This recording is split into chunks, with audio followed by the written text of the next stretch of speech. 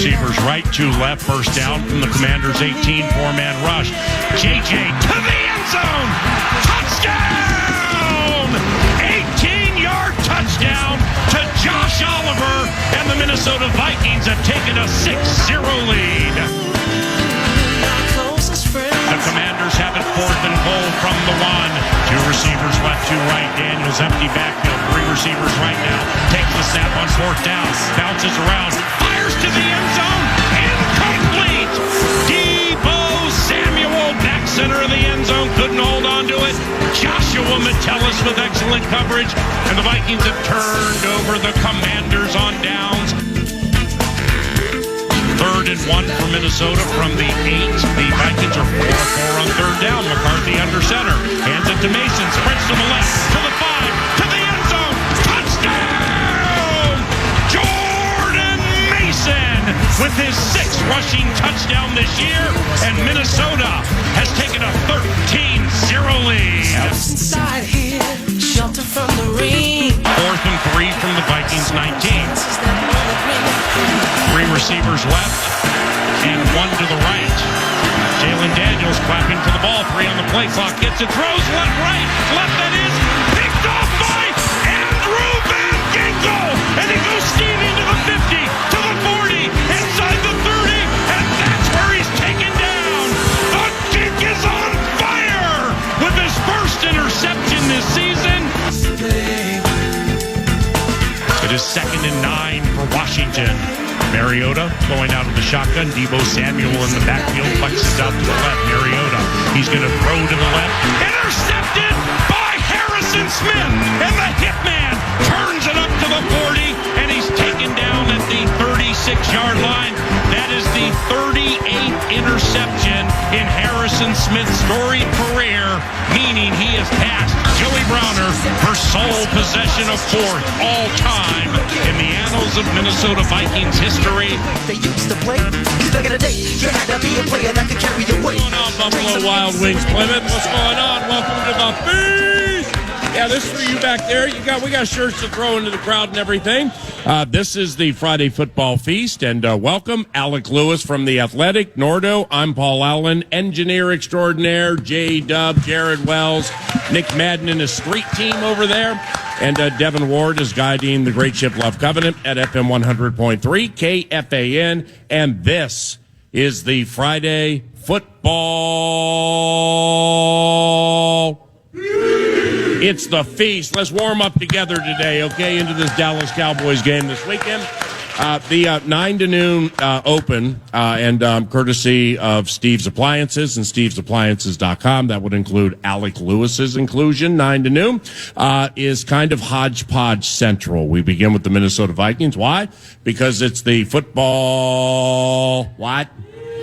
It's the feast at Buffalo Wild Wings Plymouth, and here we are. We begin with the Vikings. They take on the Cowboys Sunday night at 7:20. And the biggest news into the game for the Minnesota Vikings involves left tackle Christian Darrisaw, who has not practiced 2 consecutive days.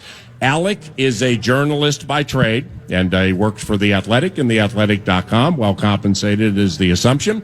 And by the way, you can give gifts of The Athletic for Christmas gifts. Learn more at theathletic.com. I did that to about 3 people last year. Thank you. No problem. I'm a believer. When it comes to that injury report and D&P did not practice for Christian Darrisaw, 2 consecutive days. Today is important. Do you think he plays this weekend? And good morning.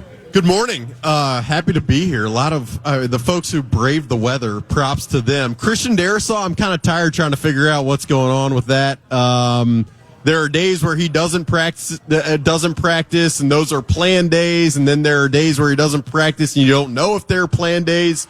I put this on social media yesterday.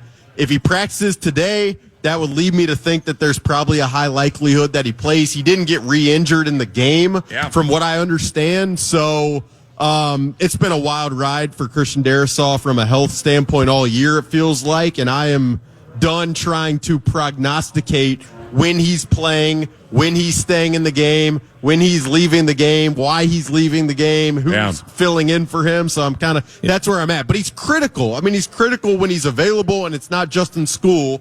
the offense has a much higher likelihood of being successful. So we'll see. I don't know. You got any intel on that? Well, first, ladies and gentlemen, what you just heard shared by Alec Lewis is called 5-8 fatigue.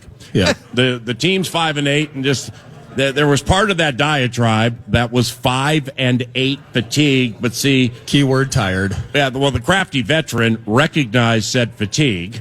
And quickly that kind of changed his face and picked up the tempo at the end. And Sure, activated the right. Yeah, no, I did. I had a conversation with somebody internally about this situation. They're like, "Yeah, I don't know, man." So I mean, it was like that. That's where I don't know what I'm supposed to do. Even that person has fatigue at 5-8. Oh yeah. There are many within the love covenant internally at TCO that probably have it, but I don't. With Christian Darrisaw, again, it is massive. Like this Cowboys defense is definitely gettable. One of the ways it's more gettable is if you can protect the quarterback to be able to throw the football around a little bit. So, we'll see today. I would assume at this point he's going to be questionable, and then as it's tended to happen all year, they'll take it up to game time, and kind of Christian will feel the way he feels, and we'll figure out on Sunday night if he's available or not. You had mentioned, PA, I think earlier this week, kind of the idea that if you had to pick who the most important person on the team is, we'll talk about the quarterback and things, but how important Christian Darrisaw is to this entire offense. And into the Seattle game, I think you went DNP. You can tell me if I'm wrong, Alec. I think it was into the Seattle game, DNP, limited, and then he didn't go in that Seattle game. Is that accurate? Believe so. Mother. And so today is the day to kind of find it's just I wonder in some cases how over the course of a week the unknown of whether he's going to play and how you handle that over practice periods. I think that's awful in terms of trying to prepare for a game. So just, what that, I guess the effects of that on the offense over the course of a week into a game, it has to be frustrating, the 5-8 fatigue and all of that aside. So, but for the sake of this singular game, please have 71 in the mix here. Gentlemen, do we believe Sunday Night Football, 720 KFAN, will be high or low scoring? Do we think this game will be a high or a low-scoring game? What y'all think? Yeah, when you asked that question, I was having a hard time trying to decide. I'm going to go low-scoring. Why are you having a hard time? 5-8 fatigue. It's not. No, I'm not that. I'm You were excited. tired. I'm excited for this Sunday night game. So am I, but it doesn't mean 5-8 fatigue is something that we don't need to overcome. No, but I mean, if they were 8-5, I'd probably have fatigue on a 9 a.m. Friday morning with 12-degree weather. That's kind of part of it. Alabama playing Oklahoma in a week. That's all you can think about. They're going to lose again, probably. We'll get there later in the show. But no, the fatigue is real. But no, I would say low scoring, probably because the Vikings defense has been really, really good of late. Like I was thinking about this the other day. What Eric Wilson's done, we've documented all season. But since Andrew Van Ginkel's back, they've been so solid. I feel like Blake Cashman's play for the second year in a row has flown under the radar of how solid he's been. The secondary, hasn't probably been perfect, but I'd say with the Vikings defense playing how they've played and J.J. McCarthy and the Vikings offense not pushing the ball downfield, that would lead me to believe low scoring. What do you think, Nordo? Well, I just quick twitch. So 70% of Cowboys games go over. If you were looking at totals or if you lived in an area where you might be able to place a wager without getting your hand slapped. And for picks. And for context, the totals over-unders in Cowboys games are high. They are indeed. And for the Vikings, believe it or not, for a team that was shut out a couple weeks ago, we saw just languishing at Lambeau and all of that, 54% of their games go over. The Vikings find their way to points, including the 31-0 shutout. I actually think this will be a higher scoring game, and there will be moments. There's going to be some takes. I think you're under the bright lights at Jerry World. I think you're going to see a lot of points on Sunday night. Hodgepodge Central from Buffalo Wild Wings in Plymouth for the Friday football and forechecking feast in the capital city last night, ladies and gentlemen. Your favorite professional hockey team, Down Zuki and Down Midzi, beat a team that was 10-0-5 in its last 15. Can I get a witness and a raucous round of applause for the Minnesota Wild? The Christmas colors giving gifts early. Down Zuki and Midzi, Stars on fire. It's only the third regulation loss for the ballyhooed Dallas Stars in almost 2 months. Gus got the net 2 consecutive games, came through both times. And Alec Lewis's favorite player, Matt Boldy. He's unbelievable. 3 points last night for the 5th time this season. That was a home upset last night of the Dallas Stars, ladies and gentlemen, and it was funky fine. Does that mean well for the Dallas-Minnesota matchup Sunday night? If you beat one of their teams, is that what do you think? 1 for 1. Right. Yeah, that's a great question. No, I really thought Hines had the boys flying around. No, Nordo. Yeah, I need some hockey analysis. I don't know. Just Boldy's unbelievable. And that line in particular with him and Marcus Johansson, 2 goals for him. That's kind of why I brought that up yesterday when we were chatting hockey with Joe Smith. Joe. Is, I think sometimes you're just sitting there, 3rd line, 4th line guy. It's like, ooh, I get a chance to work up in the top 6, and suddenly the production increases. He has to participate in that production increase. And I think Johansson's been terrific offensively. Hold on here. Take a look at the NFL Network TV, one of 8 million TVs here at Buffalo Wild Wings Plymouth. That's Jamie Erdahl. All right, she's a Minnesotan, went to Blake. She's the host of Good Morning Football on NFL Network. The Wild victory resonated across the Great Divide, ladies and gentlemen. You saw that sweatshirt she was wearing. It said the boss. Has nothing to do with Jerome Bettis. It has to do with Gus Bus and the performance last night against those Dallas Stars. Wake up. Come on. Come on. Elk River would have woken up an hour ago. Matt Boldy. Thank you. Matt Boldy. Western Burbs, though. I mean, look, it's been a joke, but went to a game last year. Yeah. I don't know what I'm looking at, but he was the most controlled. Do they have hockey in Anniston? No, I mean, they have it. Yeah, they have hockey. You just got to, I mean, you really got to go look for it. You don't have to fight for ice time down there. No, I mean, ice time's very capable. Yeah. 4 a.m. wake up. Skating isn't it's a little foreign. Don't look at the middle TV, Alec. It's they're talking about IU, which is going to win the national championship and probably beat Alabama in the Rose Bowl. I don't want you to have college football PTSD during a football feast. Okay? No, but on a serious note, to have Gus and Jesper Wallstead. Yep. Jesper, how do you pronounce it? Yes, sir. To have both those guys doing what they're doing in the net makes you feel really good. I like the Wild buzz a little bit that's percolated around town. Well, rising to the occasion of their opponents. There we go. And this has just been an oft-talker with the Wild over the last several years. Beat the freaking good teams in your division, please. Yeah. Anytime, okay? So whether it's Winnipeg looks middling so far this year, but whether it was Black Friday against the Avs and then what we saw last night, one stat that just kind of popped off the page to me is you're loving the win. They only allowed 18 total shots for the Stars last night. So Gus Bus was good, but really what was going on in front of him, this is early December hockey, right? So we got to get to April and we got to see what it looks like then. But it was kind of dominating at Grand Casino last night. Hodgepodge Central at Buffalo Wild Wings for the Friday football forechecking and front court feast. And the reason we put this in the hodgepodge, there's something via X called Legion Hoops. So when Nordo sent this to me yesterday, this piece of intel, I'm like, Legion Hoops, we're happy for you. Then I clicked into it and I saw nearly 1 million followers. And then I read through some of the tweets and I'm like, damn, this Legion Hoops, man, they got it going on here. I got to follow this thing. I had no idea. Who knew? Legion Hoops, with nearly 1 million Twitter followers, reported yesterday the Minnesota Timberwolves contacted the Chicago Bulls asking about a player named Coby White. Yes. Used to play at North Carolina. And actually, Chris Finch and I have chatted about him several times when the Timberwolves are playing the Bulls. I think the head coach has respect for the kid's game, doesn't he? He was with New Orleans when they drafted Coby White. And I'll refer to Coby as the kid with the hair, and Finchy gets it.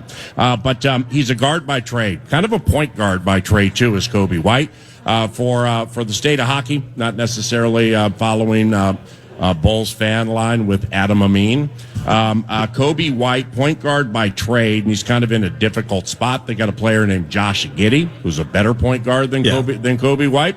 Then they got Apple Valley's Trey Jones, who's not as good as Coby White, but he sucks up about 25 to 28 minutes a game. So Kobe's in a difficult spot. Now, the Timberwolves, and this is per our conversation with Benchy on Tuesday when I asked him about floor leaders and point guards. You can podcast at Love Covenant on Demand. It's clear that they They covet or potentially could be searching for a true point guard, some kind of a floor leader. Yeah. So when this thing popped up, and I saw, damn, Legion Hoops, and then Johnny Athletic, subsequently tweeted and wrote about it and stuff like that. So there's some corroboration there. Coby White makes $12 million this year. Now, remember, in the salary cap world of the NBA, The second apron. yeah, they have to match within a certain percentage. 10 or 15%. It's like 10 or 15, exactly. So Coby White makes $12 million. We can start there. I'm a fan of trading for Coby White. What about you guys? Well, I'm absolutely a fan of trading for Coby White, and the thing with Coby on this team is, and as much as I love Ant, and as much as Ant is helping my fantasy league right now from a stats perspective, how disjointed it is when he's having to create his own offense. He's the main ball handler, and you have these weird nights where either Ant's going to go for 40. And then, like the other night, you have everyone else going 2 for 31 or 4 for 31, whatever the stat was. Otherwise, it's Jaden McDaniels having his game. It's Naz Reid having his game. And then Ant's kind of finding himself drifting backwards a bit in terms of his production. So they need somebody to take the ball out of Ant's hands so Ant can put himself in spots to dominate. Now, in terms of Coby to this team, I saw the news that the idea that Conley didn't want to wait until the trade deadline. So, first of all, I dig that mentality. That's good. And we need a freaking point guard. Assuming it's accurate, and I'm riding that it is. But I will add on that a lot of calls are made and not a lot of trades come through, because trades in the NBA with the second apron and the tax and all of those things become quite difficult. Yeah. And guys, although Conley's been pretty shifty with them, guys kind of get married to their draft picks once in a while. So I saw from Johnny K yesterday that they have made the call, but nothing is exactly imminent. Now, that could change in 10 minutes, but that's where it's at right now. I'd love Coby White on this team. And Alec Lewis, when the Timberwolves are going to the Western Conference finals, he's sidebar guy for the Athletic. The thing is, these primo media seats that he gets in the corner, about 15, 20 feet from the floor. That con game of stringer work that he does during the playoffs. Of these high leverage postseason games, and then I just can't wait for the story at the Athletic. Can't wait. Still waiting. Okay, where they keep refreshing. I wrote like 3 stories. I understand. You got lost in the Lexus Club. So that inherently makes Alec an elite NBA mind. Now, the key here, if you're in favor of this, which it sounds like at least 2/3 of us are, 3/3 is okay. So the cast is in favor, and just to amplify what Nordo said about kind of a void at the point guard spot, they've been using Dante DiVincenzo there, and I'm not trying to be James Naismith, but it doesn't work. He's not a point guard, so we'll just Dante. That was my dumb take. Was you saw it once in the playoffs when he was with the Knicks, so naturally that would happen here and it would work, and it hasn't worked. Well, and we also saw Julius Randle run point forward in the Oklahoma City series last year, and that's okay as a mixer, but like when it's your thing, then it gets easier to stop. So if this is accurate, I see what they're doing here. The question would be, if you trade for this guy making $12 million this year, who would leave and why? So the way I looked at it from a salary standpoint, I believe Dante DiVincenzo's right around $12 million a year.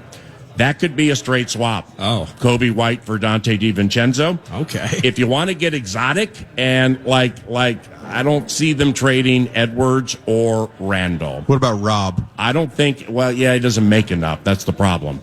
But he Dillingham could be part of it, because maybe they want a 5th point guard on their roster to complement the other 4. But I don't think anybody would trade for Rudy Gobert, so I draw a line through him. Jaden McDaniels, he's at $24 million. All right. So you can get Coby White, and then they got a player on their team who played for Cleveland named Isaac Okoro.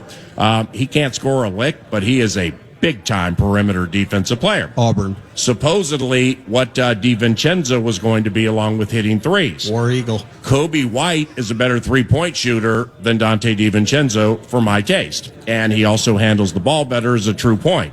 So if McDaniels is a trade chip here, you'd have to peddle him. Now you're going to lose some defense, ain't no doubt. No way. But Coby White and Okoro add up to J-Mac. DiVincenzo could be a straight swap. What do you think? Here's the one thing. First of all, John Krasinski on this yesterday on social media, and I trust John. Yeah.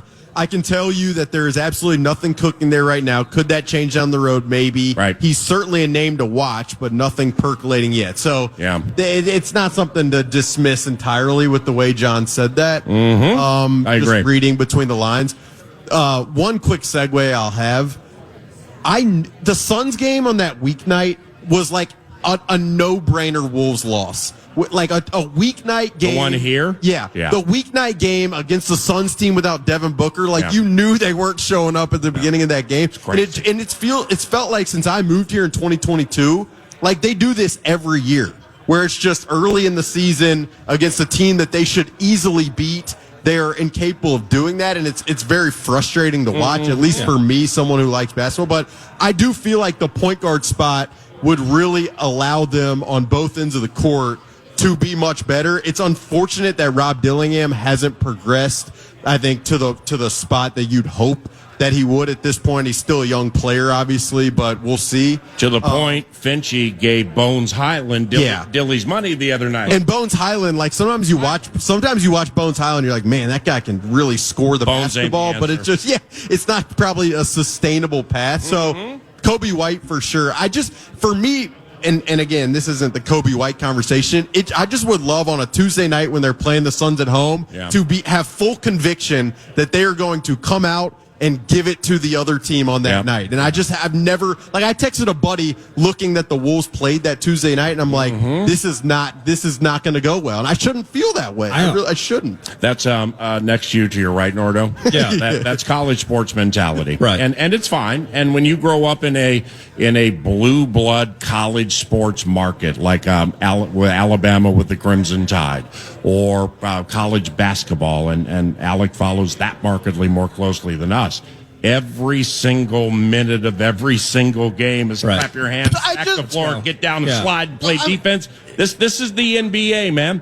And it's November and December. Yeah, no foam fingers in the media seating. Okay. Yeah, I understand, but they should against the Suns. A Devin Booker-less Suns. Yeah, I mean, they made Colin Gillespie look like Larry Bird. Right. It just shouldn't happen. Right. You're absolutely correct. Even if you're professionals, you get paid to show up every night. Right. Yeah, so that's my standard. The problem with the NBA, and I look at it, and I love my favorite team. I want them to win every game. Show me how many teams in the NBA play with absolute conviction on a weeknight against the Thunder do. What's their record? There may be one team in the NBA right now that actually plays with conviction on a nightly basis. And honestly, they grab you by the throat 2 minutes into it. Yeah, they take pleasure in it. Play their best players longer than anybody else, and then they're like, we're up 42. I think we can check out. The Thunder are 24-1? Yes, sir. It's one of the most people aren't talking about it nationally, but it might end up being one of the best. You know why they're not talking about it nationally? I don't know, because we're focused on the NFL. We're talking about Coby White changing games for the Minnesota Timberwolves. You want to change the conversation? Win some games. No, listen. Look, that's my standard. I should have faith on a Tuesday night that the Wolves are going to come out and beat the Suns. No, I'm with you. And if I don't, that's a problem. You need a season ticket next to Jimmy K, King of the Rubes, so that both of you can start your chants, and you have, the doorbuster deals for the first 500 fans in the stadium. They've got Parlor Burger in there. I'd go grab one of those at halftime. The food's elite at Target Center. I just wonder that the hardest of hardcore Wolves fans, what kind of meltdown they would have if you said, hey, Jade McDaniels, he's headed to Chicago, and in return, you're getting Coby White. Oh, cool. Yeah. And Isaac Okoro. Yeah, I know. Averages 6 points a game. Fantasy basketball nation's going to love that. Absolutely. Now, I also wonder, as a complete, just non-basketball related note, but with that team, if you traded Jaden McDaniels, does Anthony Edwards get annoyed? They're not trading Jaden McDaniels. That's not. I don't think they will, but I mean, just because. I almost said Jaden Daniels. I agree with you. 9.5 out of 10. I put that name in for one reason. because for whatever the reason of late, McDaniels is working on the producer's last nerve. Because he's inconsistent. That's the only reason I put that name in and actually researched Isaac Okoro's salary. Yeah, he started out the season with career-high numbers, and he still has a chance to get there. I like Jaden McDaniels overall, but whether it's inconsistency in the playoffs, he's either shooting 8 of 10 or 1 of 7 like we saw a couple of days ago. Appreciate the defense, appreciate that, but I just see he's a black hole on offense too often for my taste to make him this budding star that I feel like we're being sold on. People will disagree with that, but that's where I'm at on McDaniels. I like him on our team. I don't want him to leave. I just need more consistency out of him. Hodgepodge Central has come to a conclusion, and around the corner, Viks Bites to continue Buffalo Wild Wings and the Friday football feast at Buffalo Wild Wings Plymouth. We also have our fantasy segment coming up, IHOP, in honor of Paul Charchian, who's listening right now. He just texted me. Hello, Paulie Wally. Paul used to live in Plymouth, relocated to Utah. We do the IHOP segment in honor of Paul, in honor of the co-host of the Friday Football Feast for a decade and a half. And it was greatly troubling to Paul Charchian that he could not be at Buffalo Wild Wings Plymouth today, but he's listening, and we say hello to you. Much more coming up during the course of the 9 to noon football feast. No Chad Greenway today. He's traveling. And this is the fourth to last football feast. So with our In Honor of Paul fantasy segment, for those who missed it last week, there's a charitable tie. A group called FantasyCares.org came to the feast and said, we want to put $50 up for every point you, Nordo, and Alec procure and or earn during the course of the season. And right now, that number's $7,300 between the three of us. I got 54 points. Alec has 52, and Nordo has 40. That's awesome. And we have 4 of them to go. So whether it's Second Harvest Heartland for me, Feed My Starving Children for Nordo, or the Kyrie Jackson Foundation for Alec. For those of the philanthropic variety, ladies and gentlemen, can we get a witness and a raucous round of applause for FantasyCares.org? So these, I'm locked into George Pickens, and I know he plays against the Vikings on Sunday. You can't do that. I have no choice. No, you can't do that. He's a Chris Finch. I have to. We'll explain at 10 o'clock exactly why. Viks Bites are around the corner. You're listening to the Friday football at Buffalo Wild Wings Plymouth on FM 100.3 KFAN. Let's have a great time today, y'all.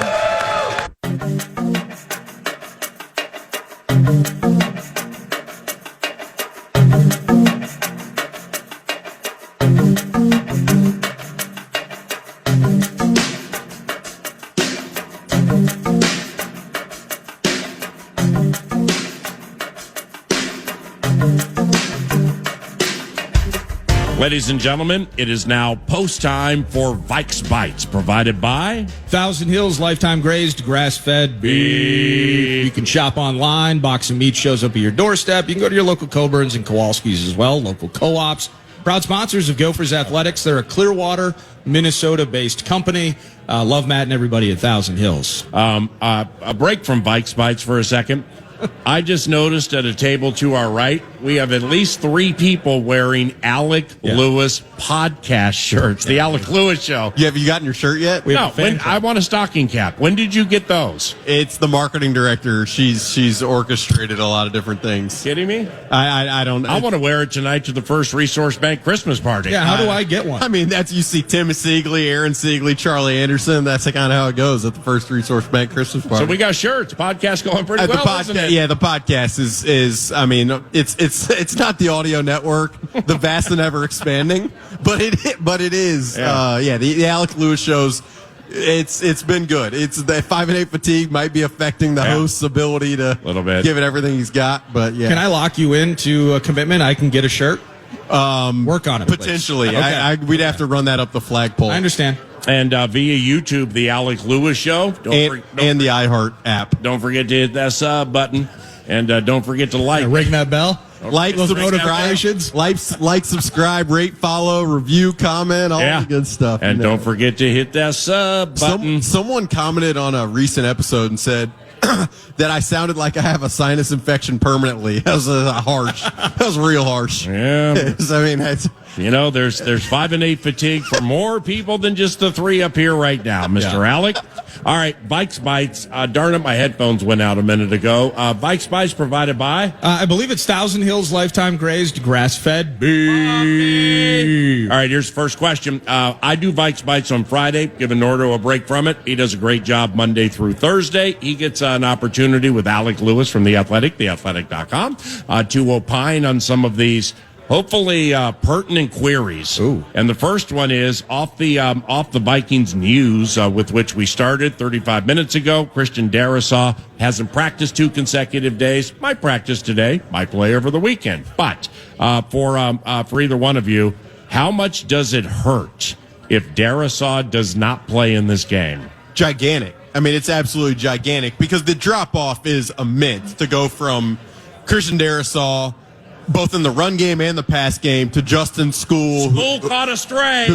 Justin School has had a hard go this year, for sure. And so there's no question. And it affects the entire plan, too. And Nordo, you kind of insinuated this earlier, but there's such a difference if you're the offensive staff designing an offensive game plan when you know you've got a chip on that side every single time. And it affects the number of players out in the route. It affects the types of runs you can call. It affects just every aspect of the Vikings game plan. So it's massive. Christian Darrisaw needs to play in this game. And I will say, like, the Cowboys last week didn't have Tyler Guyton, their left tackle. They had a backup, Nate Thomas. He gave up 11 pressures in the game. So good. any team that doesn't have their left tackle, you're going to feel it to a level that really hurts, frankly. Yeah, after J.J. McCarthy, he is the most important person in this entire operation. And the up and down, will he play, will he not play, the 5 and 8 fatigue, all that, I'm beyond exhausted just trying to figure out whether or not he's going to be on the field. So I hope he is. He has to be. When you're trying to, whether you're in a vacuum, just a singular game with Max Brosmer, didn't go well. And the first couple of weeks of the season, we remember what Justin School looked like in those first 2 weeks against the Bears and Falcons. The drop-off is just like jumping into the Grand Canyon. So we hope that 71 can play. It means a ton to us being able to put up some points and match Dak on Sunday night. Viks Bites, Vikings and Cowboys. The pregame is at 5:30 for KFAN, 5:30. Audio Network affiliates pick it up at 6:30. Then the Boom right around 7:22. Sunday night from AT&T Stadium. And if this is a high-scoring game, then the wide receivers probably would be prominent in the game. So here's the Vik Bite. Here's the Vik Bite take 2, number 2. Better 1-2 wide receiver tandem and why? Jefferson and Addison or CeeDee Lamb and George Pickens? Ooh. Well, go with that one. Yeah, So go, Nordo. Yeah, I'm going to go straight homer on it, and I think that Justin Jefferson and Jordan Addison, when all are healthy, when all are rolling, I think that's the better tandem. Now the issue though is that most of these conversations have to include the person that's throwing it to him. Again, it's like we talked about, like, we're wasting Jefferson's prime. Well, we're wasting everybody's prime if we don't figure out this QB situation. And stats are cool, but wins and potentially playoff wins and potentially a Super Bowl mean more. But in this conversation, I think Justin Jefferson is the most dynamic and versatile wide receiver of the entire group. And flip a coin between Addison and Pickens. But for me, this is all moot because of watching what Dak is able to do in that offense. We're going to talk more about your doc. Thanks for giving me about 20 minutes to actually look at it. You're sending it late. I don't know what's going on with your schedule. Sorry, the film watching required a lot of time this week. No, I understand that. But to that end, what Dak's able to do with those guys versus what we're seeing, which is just it's abysmal at times in this offense, and that's part of the 5 and 8 fatigue. I think we have the better tandem.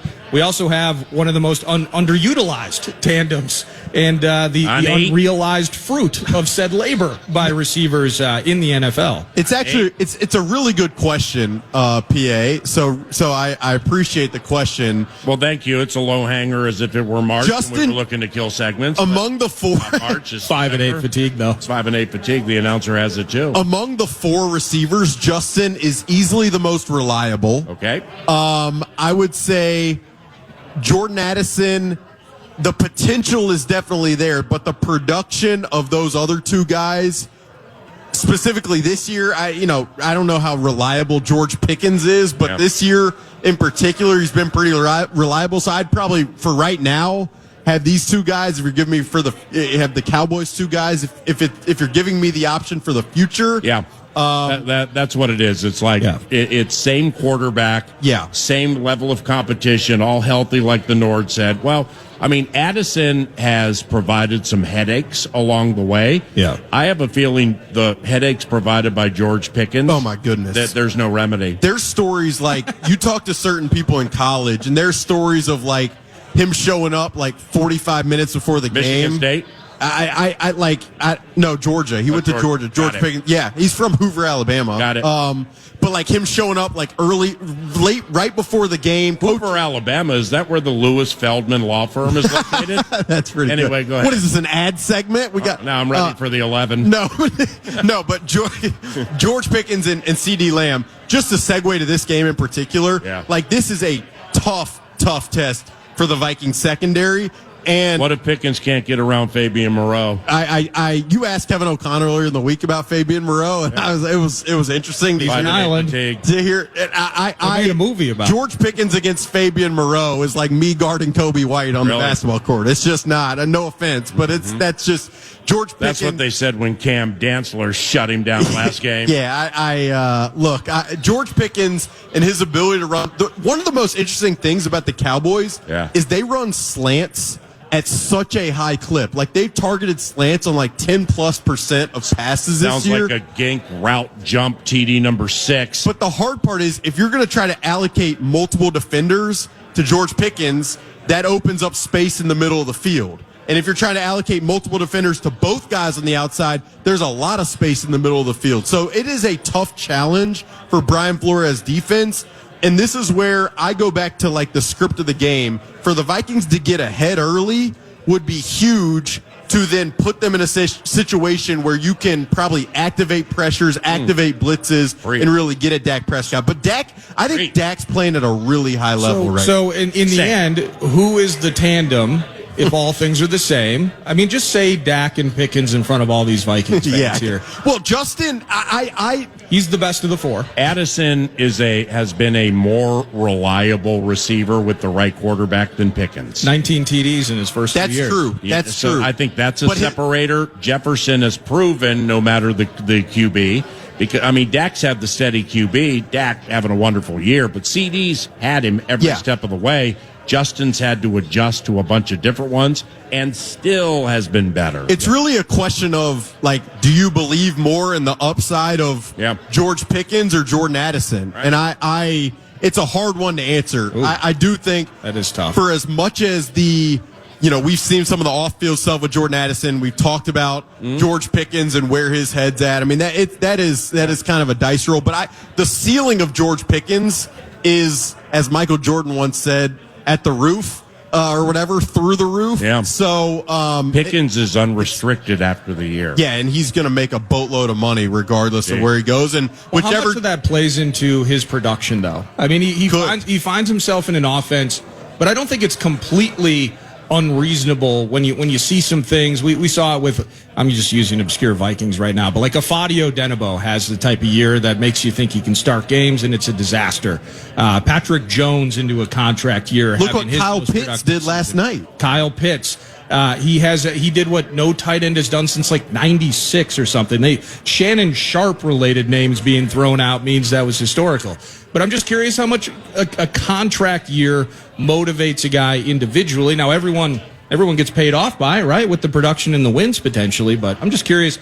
Pickens, he might be weird, but I don't think he's an off-field issue. Like you don't hear about him in like legal snafus.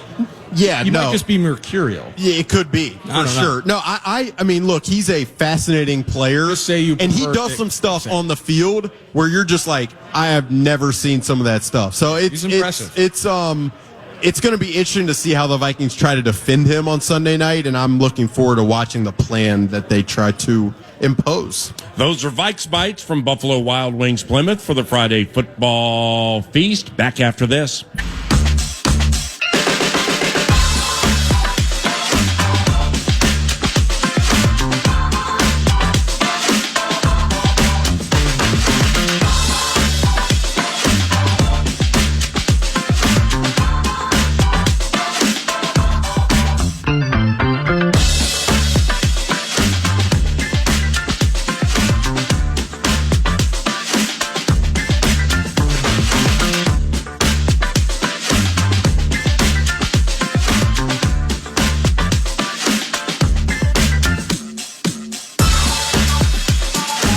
on the Friday Football Feast. Buffalo Wild Wings Plymouth. Alec Lewis from The Athletic, theathletic.com. Nordo, producer of 9 to Noon. And I'm Paul Allen.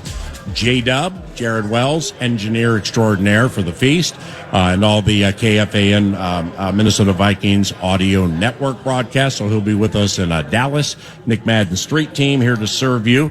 If you are so inclined, just let them know what you need. And here we are. That's what we do at KFAN.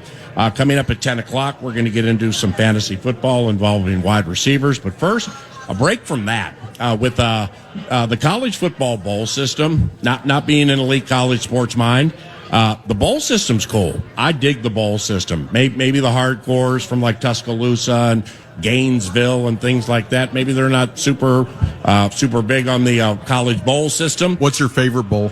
Probably the Rose Bowl, because I've attended it several times at Arroyo Seco in Pasadena, California. Beautiful place. Wonderful. And your team should hope to get an opportunity to be at said beautiful Arroyo Seco in a week and change. But the college football bowl system, I think, is cool. And a question we posed yesterday for Ben Lieber, beloved Nacho, and he had a pretty stark opinion on it. Alec follows college football very closely. Growing up in Alabama, the Alabama Crimson Tide football team's everything, man. You still say Roll Tide?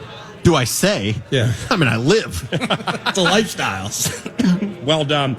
So just let me hit you with this. Whether it's Notre Dame, Iowa State, Kansas State, these teams that skip the bowl games, as a college football snob, somebody who cares about it, it's an important diversion for you. What are your thoughts on teams skipping bowl games? Yeah, I mean, there's part of me that selfishly I enjoy watching the bowl games.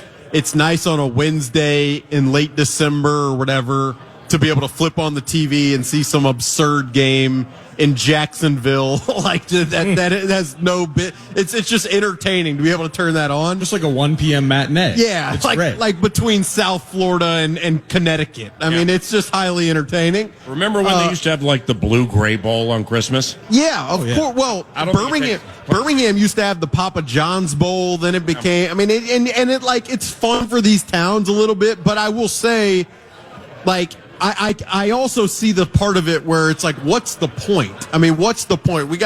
If you're a coaching staff, you got to be out recruiting.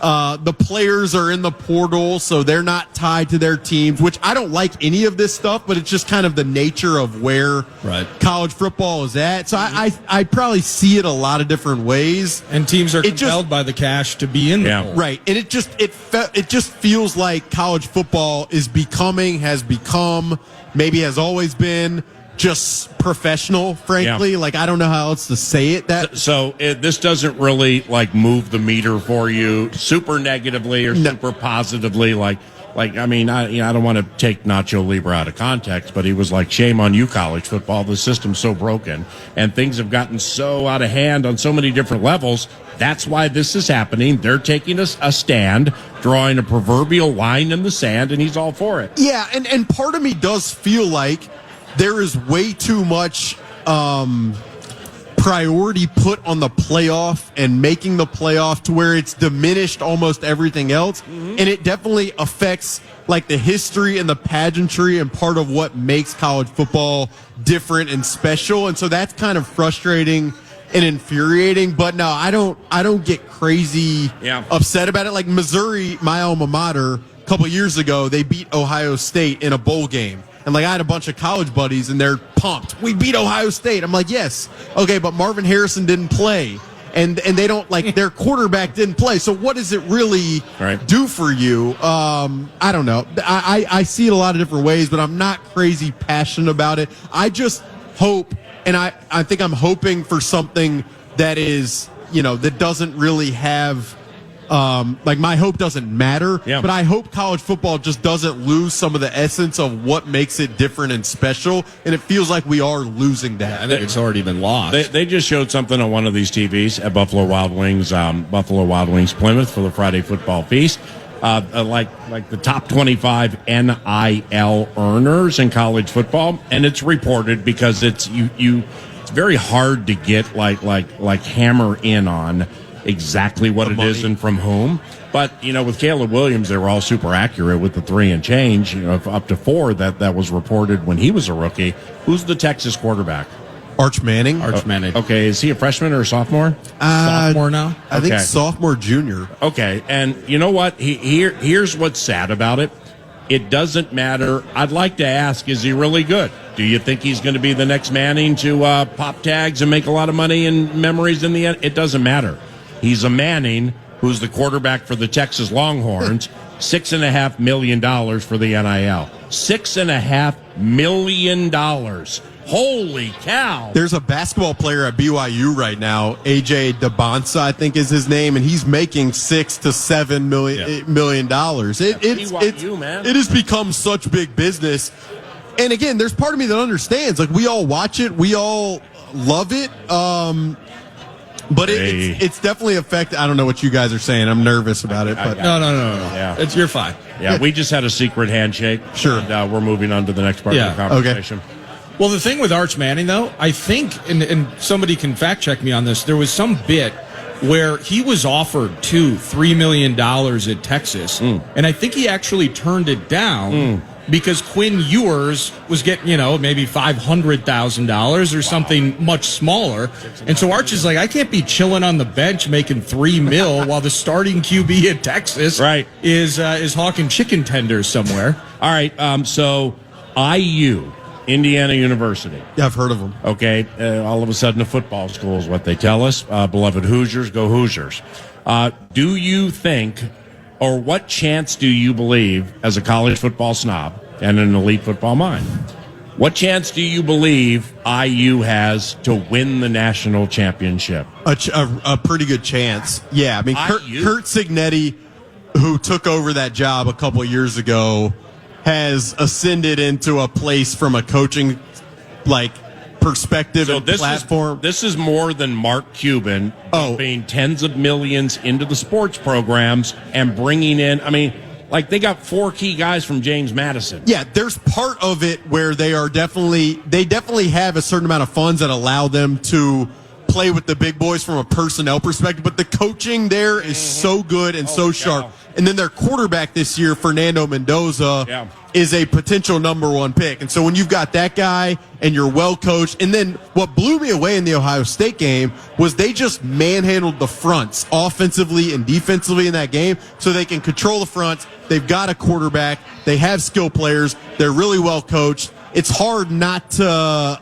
It's hard not to buy into Indiana and what they're capable of. Pretty crazy. And lastly, from College Football Central, your beloved Bama team, Crimson Tide, at Oklahoma a week from today, in Norman, Oklahoma. The winner gets Indiana University, gets those Hoosiers at the Rose Bowl a week later. I mean, you and the marketing director, you and those with the Alec Lewis Show T-shirts, I mean, you got to be going to this game, right? You have to. No, I'm not Are you going. kidding me? No. Alabama this year has lost a lot of my respect. They shouldn't even be in the playoffs.